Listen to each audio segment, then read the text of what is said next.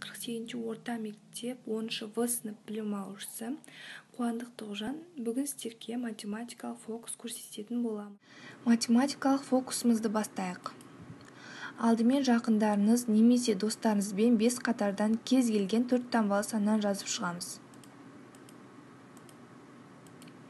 Енді осы 5 санды бір-біріне қосамыз. Сонда бізде 21232 шықты. Бұл қалай шықты деген сұрақ туындауы мүмкін. Бұл әдіс бізде 4-9 әдісі аталынады.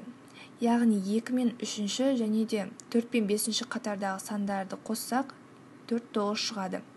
Мысалы 7-ге 2-ні қоссақ 9, 3-ке 6-ны қоссақ 9, 4-ке 5-ті, 6-ға 3-ті қоссақ 9 болады. Осы әдіс 4-9 әдісі аталынады.